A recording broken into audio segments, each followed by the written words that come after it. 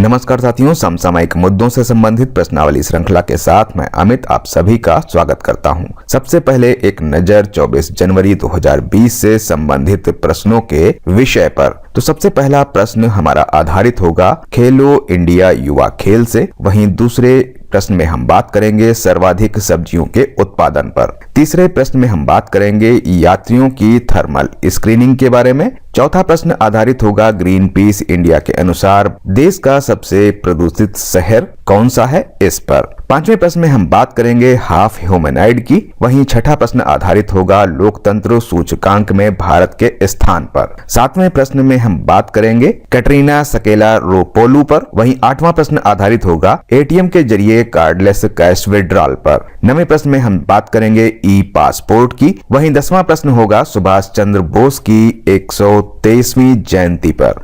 तो सबसे पहले आज के प्रथम प्रश्न को देखते हैं जो आधारित है खेलो इंडिया युवा खेल पर। हमारा पहला प्रश्न है खेलो इंडिया युवा खेल में किस राज्य ने प्रथम स्थान प्राप्त किया है। हमारे पास ऑप्शन है महाराष्ट्र, उत्तर प्रदेश, नई दिल्ली और इनमें से कोई नहीं। तो यहाँ पर महाराष्ट्र ने खेलो इंडिया युवा खेल में प्रथम स्थान प्राप्त किया है। सर्वाधिक पदक जीतने के साथ साथ महाराष्ट्र ने चैंपियंस ट्रॉफी को भी अपने नाम किया है। हरियाणा 200 पदक के साथ दूसरे एवं दिल्ली 122 पदक के साथ तीसरे स्थान पर रहा। वहीं महाराष्ट्र ने सर्वाधिक 256 पदक जीते हैं जिनमें 78 स्वर्ण पदक हैं। 2020 खेलो इंडिया यूथ गेम्स के तीसरे संस्करण का आयोजन जो है वो 10 फरवरी 2020 से 22 फरवरी 2020 तक असम की राजधानी गुवाहाटी में किया जाएगा। बढ़ते हैं दूसरे प्रश्न की तरफ। कृषि मंत्रालय द्वारा जारी डेटा के अनुसार 2018-19 में किस राज्य ने सर्वाधिक सब्जियों का उत्पादन किया है। हमारे पास ऑप्शन है उत्तर प्रदेश, मध्य प्रदेश, पश्चिम बंगाल और बिहार। तो यहाँ पर इसका जो सही उत्तर होगा वो होगा पश्चिम बंगाल। तो कृषि मंत्रालय के द्वारा जारी डेटा के अनुसार पिछले वर्ष पश्चिम बंगाल में सर्वाधिक 29.55 मिलियन टन सब्जियों का उत्पादन किया गया। यह देश की कुल सब्जी उत्पादन का 15.9% था। 2017-18 में सब्जियों के उत्पादन में उत्तर प्रदेश सबसे आगे था। इस वर्ष उत्तर प्रदेश 27.71 मिलियन टन के साथ दूसरे स्थान पर रहा। वहीं फलों की अगर उत्पादन की बात करें तो आंध्र प्रदेश 17.61 मिलियन टन उत्पादन के साथ पहले स्थान पर है, जबकि महाराष्ट्र 10.82 मिलियन टन उत्पादन के साथ दूसरे स्थान पर है। बढ़ते हैं तीसरे प्रश्न की तरफ। भारत ने किस देश से आने वाले यात्रियों की थर्मल स्क्रीनिंग शुरू की है। हमारे पास ऑप्शन है थाईलैंड, जापान, चीन और मलेशिया। तो यहां पर थर्मल स्क्रीनिंग शुरू की गई है चीन से आने वाले यात्रियों की। क्यों शुरू की गई है? तो कोरोना वायरस के बढ़ते प्रकोप के कारण भारत ने चीन और हांगकांग से आने वाले यात्रियों की थर्मल स्क्रीनिंग शुरू की है। भारत ने कुल 7 एयरपोर्ट पर थर्मल स्क्रीनिंग शुरू की है। इसके अंतर्गत यात्रियों को जिन्होंने बीते 14 दिनों में वुहान शहर की यात्रा की है और उन्हें बुखार और कफ की समस्या है तो उन्हें भारत के एयरपोर्ट पर इस बात का सेल्फ डिक्लेरेशन करना होगा। बढ़ते हैं अगले प्रश्न की तरफ। अगला प्रश्न है हमारा ग्रीन पीस इंडिया द्वारा जारी की गई रिपोर्ट में भारत का सबसे प्रदूषित शहर कौन सा है। हमारे पास ऑप्शन है नोएडा, अहमदाबाद, धनबाद और झरिया। तो यहां पर जो इसका सही उत्तर है वो है D, Jharia. Green peas India द्वारा जारी की गई रिपोर्ट में भारत का सबसे प्रदूषित शहर झरिया जो कि झारखंड में है। भारत के 10 सबसे प्रदूषित शहरों में धनबाद यानी कि झारखंड एवं नोएडा उत्तर प्रदेश क्रमशः दूसरे व तीसरे स्थान पर हैं। इस रिपोर्ट के अनुसार देश के 10 सबसे प्रदूषित शहरों में 6 शहर उत्तर प्रदेश के हैं। मिजोरम का लुंगलेई शहर देश का सबसे कम प्रदूषित शहर है। ग्रीन पीस इंडिया नामक एनजीओ द्वारा जारी इस रिपोर्ट में ग्रीन पीस इंडिया ने केंद्रीय प्रदूषण नियंत्रण बोर्ड का डाटा इस्तेमाल किया है। बढ़ते हैं अपने 5वें प्रश्न की तरफ। हाल ही में इसरो द्वारा गगनयान मिशन के लिए बनाए गए अर्ध मानवीय यानी कि हाफ ह्यूमैनॉइड का क्या नाम दिया गया। तो यहां पर हमारे पास ऑप्शन है गगन मित्र, व्योम मित्र, सोफिया, इनमें से कोई नहीं। तो यहाँ पर जो इसका सही उत्तर है वो है व्योम मित्र। दिसंबर 2020 में गगनयान के पहले मानव रहित मिशन में हाफ ह्यूमैनॉइड व्योम मित्र को भेजा जाएगा। इसरो द्वारा गगनयान मिशन के लिए बनाए गए अर्ध मानवीय यानी कि हाफ ह्यूमैनॉइड का नाम जो रखा गया है वो व्योम मित्र रखा गया है। व्योम मित्र रोबोट में पैर नहीं बनाए गए हैं, सिर्फ इसका धड़ बनाया गया है, इसलिए इसे हाफ ह्यूमैनॉइड कहा गया है। हाल ही में इसरो द्वारा इस रोबोट का अपना परिचय देते हुए एक वीडियो भी जारी किया गया है। यह इसरो द्वारा मानव युक्त अंतरिक्ष मिशन गगनयान 2022 के पूर्व की तैयारी है।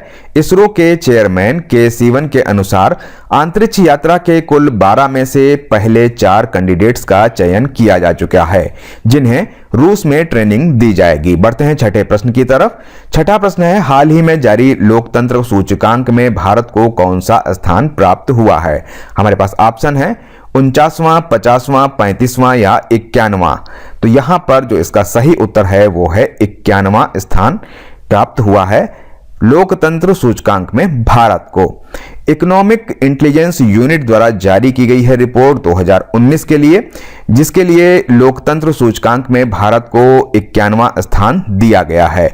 इस सूचकांक में भारत 10 स्थान फिसल कर 91वें स्थान पर पहुंच गया है। इस सूचकांक में नॉर्वे को प्रथम स्थान, उसके बाद आइसलैंड और स्वीडन का स्थान है। इस रिपोर्ट के अनुसार भारत की रैंकिंग में गिरावट का मुख्य कारण जो है वो नागरिकता संशोधन अधिनियम और राष्ट्रीय नागरिक रजिस्टर के खिलाफ हो रहे विरोध प्रदर्शन को बताया गया है। इसके अलावा जम्मू कश्मीर के विशेष दर्जे के समाप्त करने से भी भारत की रैंकिंग में गिरावट आई है। बढ़ते हैं 7वें प्रश्न की तरफ। कैटरीना सकेलारोपालू हाल ही में किस देश की प्रथम महिला राष्ट्रपति बनेंगी? हमारे पास ऑप्शन है डेनमार्क, ग्रीस, फिलीपींस और इनमें से कोई नहीं। तो यहां पर ये ग्रीस की राष्ट्रपति बनेंगी। तो कैटरीना सकेलारोपोलू ग्रीस की प्रथम महिला राष्ट्रपति बनेंगी। वे ग्रीस की 13वीं राष्ट्रपति होंगी। वे 13 मार्च 2020 को पदभार ग्रहण करेंगी। कैटरीना सकेलारोपोलू ग्रीस में उच्च स्तरीय न्यायाधीश हैं। ग्रीस के मौजूदा राष्ट्रपति प्रोकोपिस पावलोपोलोस का कार्यकाल इस वर्ष मार्च में समाप्त हो रहा है। ग्रीस यूरोप में स्थित एक देश है जिसकी राजधानी की बात करें तो वो है एथेंस। बढ़ते हैं अपने 8वें प्रश्न की तरफ। किस बैंक ने एटीएम के जरिए कार्डलेस कैश विड्रॉल की सुविधा शुरू की है? हमारे पास ऑप्शन है HDFC, SBI, ICICI और इनमें से कोई नहीं। तो यहाँ पर ICICI ने कैश विड्रॉल के लिए कार्डलेस सुविधा शुरू की है। ICICI बैंक ने एटीएम के जरिए कार्डलेस कैश विड्रॉल की सुविधा शुरू की है। कार्डलेस कैश विड्रॉल सुविधा का उपयोग नकद निकासी के लिए किया जा सकता है, जिसकी प्रतिदिन लेन देन की सीमा जो रखी गई है वो 20,000 रुपए रखी गई है। कैश विड्रॉल करने के लिए एटीएम कार्ड की आवश्यकता नहीं होगी। इसके लिए बैंक ग्राहक को सबसे पहले आई मोबाइल ऐप डाउनलोड करना होगा।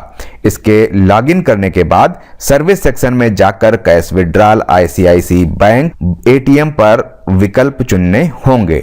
बढ़ते हैं अपने 9वें प्रश्न की तरफ। हाल ही में किस देश ने ई पासपोर्ट सुविधा प्रारंभ की है? हमारे पास ऑप्शन है भारत, बांग्लादेश, श्रीलंका और इनमें से कोई नहीं। तो यहां पर बांग्लादेश द्वारा ई पासपोर्ट की सुविधा शुरू की गई है। बांग्लादेश दक्षिण एशिया में यह सुविधा आरंभ करने वाला पहला देश बन गया है जहां इलेक्ट्रॉनिक पासपोर्ट सेवा दी जाएगी।